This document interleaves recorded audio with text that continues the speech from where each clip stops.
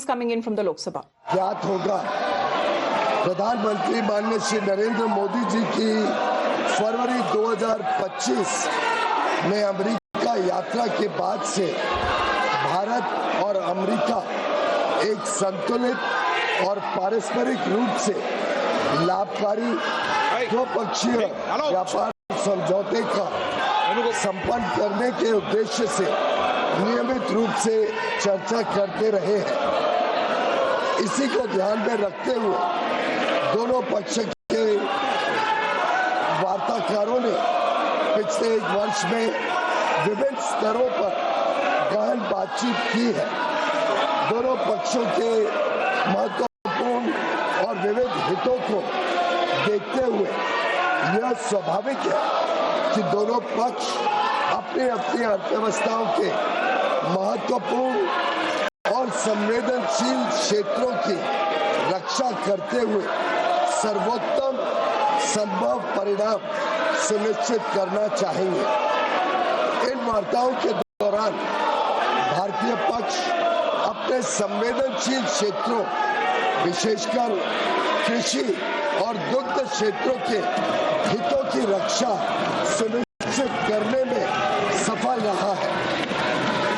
अमेरिकी पक्ष के भी कुछ ऐसे क्षेत्र थे जो उनके दृष्टिकोण से संवेदनशील थे।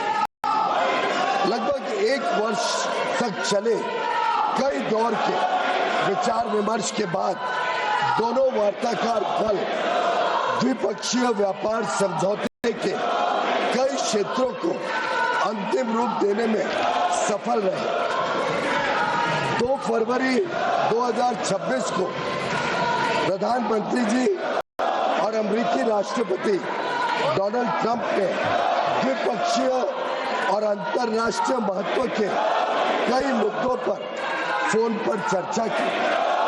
इसके बाद राष्ट्रपति ट्रंप ने अमेरिका को किए जाने वाले भारतीय निर्यात की दर घटाकर 18% करने की घोषणा की।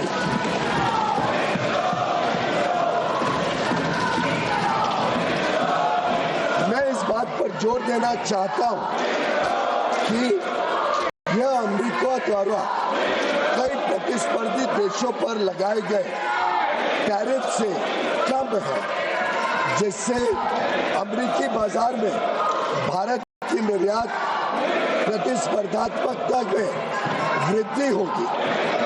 यह समझौता भारतीय निर्यातकों को विशेष रूप से श्रम प्रधान क्षेत्रों और विनिर्माण में महत्वपूर्ण तुलनात्मक लाभ भी प्रदान करता है।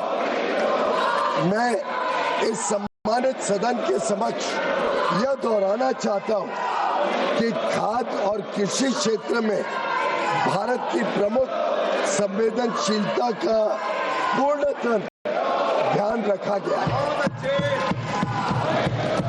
साथ ही यह साझेदारी लघु और मध्यम उद्यमी MSMEs उद्यमियों, कुशल श्रमिकों और उद्योग के लिए नए अवसर खोलेगी। उन्नत प्रौद्योगिकियों तक पहुंच का सुगम बनाएगी और भारत के make in India for the world, design in India for the world और innovate in India for the world के दृष्टिकोण को साकार करने में सहायक होगी।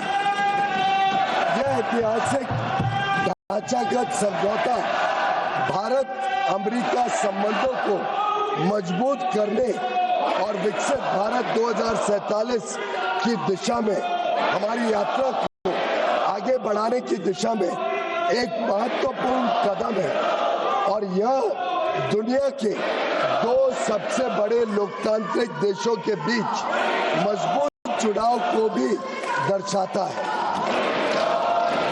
जो स्वाभाविक साझेदार है और साझा समृद्धि के लिए मिलकर काम कर रहे हैं। मैं माननीय सदस्यों को सूचित करना चाहता हूं कि आगे की कार्रवाई के संदर्भ में दोनों पक्ष व्यापार समझौते से संबंधित आवश्यक तकनीकी प्रक्रियाओं को पूरा करने और कागजी कार्रवाई को अंतिम रूप देने के लिए मिलकर काम करेंगे ताकि इसकी पूरी क्षमता का शीघ्रता से लाभ उठाया जा सके।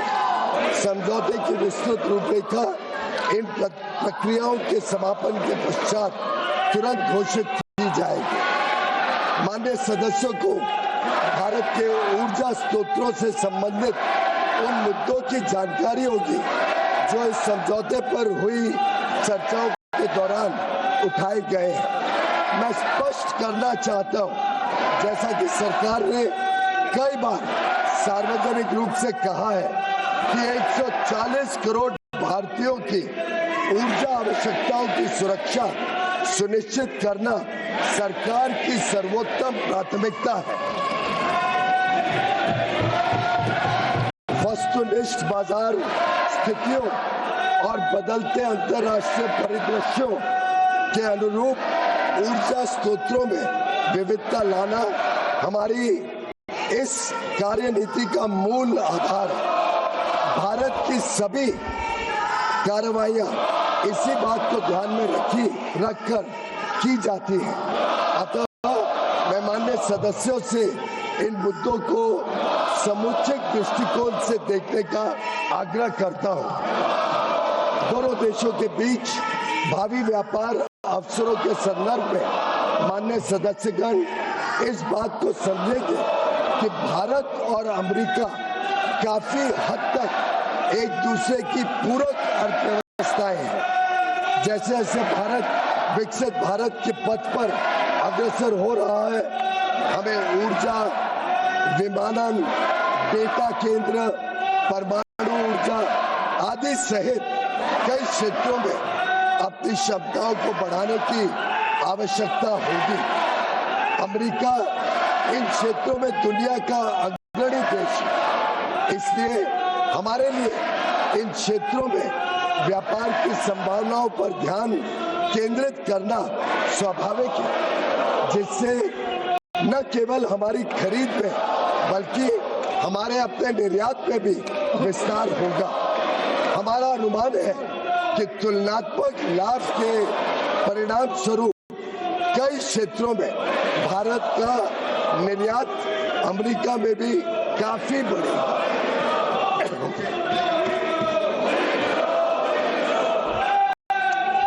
विश्व की सबसे बड़ी अर्थव्यवस्था के साथ यह ढांचागत समझौता जो आने वाले वर्षों में वैश्विक विकास और नवाचार को गति प्रदान करेगा, भारत की जनता एवं राष्ट्र के व्यापक हित में है और देश को बहुत लाभ देगा। यह विकसित भारत और आत्मनिर्भर भारत दोनों को सशक्त बनाता है। हम अपने देश के लिए माननीय प्रधानमंत्री जी के इस दृष्टिकोण को साकार करने की दिशा में निरंतर कार्य करते रहेंगे। धन्यवाद।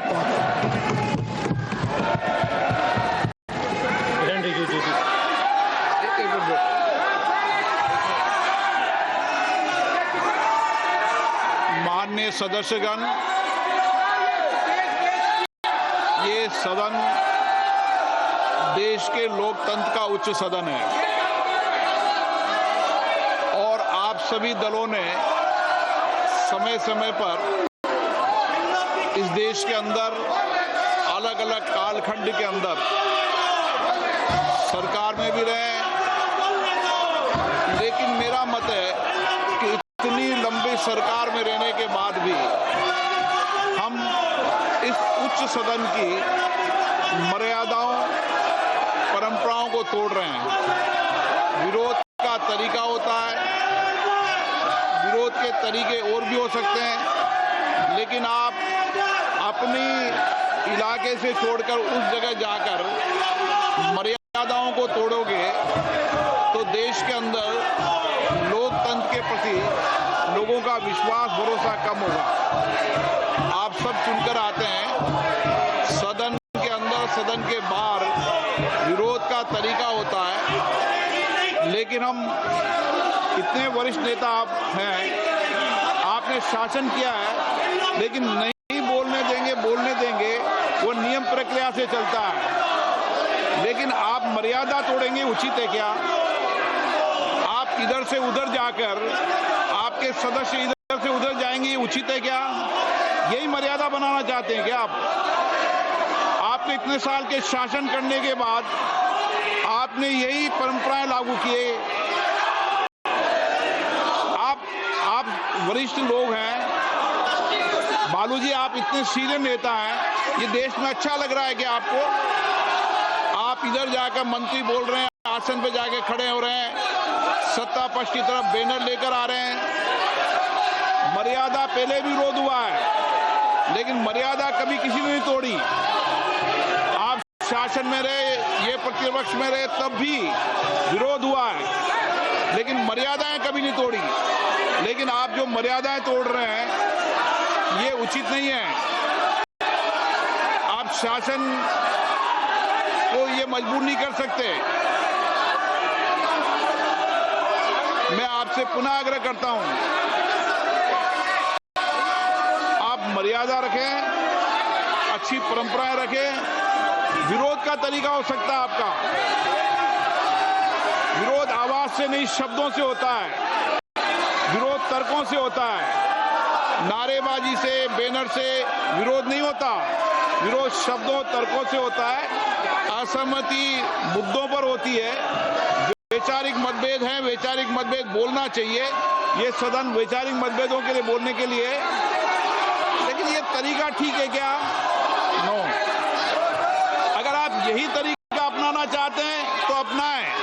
मेरा एज अध्यक्ष के नाते आपसे आग्रह रहता है, सदन से आग्रह रहता है कि सत्ता पक्ष हो चाहे प्रतिपक्ष हो, सदन की मर्यादाओं परंपराओं को बना के रखें। ये सभागृह आपका है, आप इस सभागृह का जितना अपमान करेंगे देश आपको देखेगा, और आप इस सभागृह की प्रतिष्ठा को गिराने का कृत्य कर रहे हैं।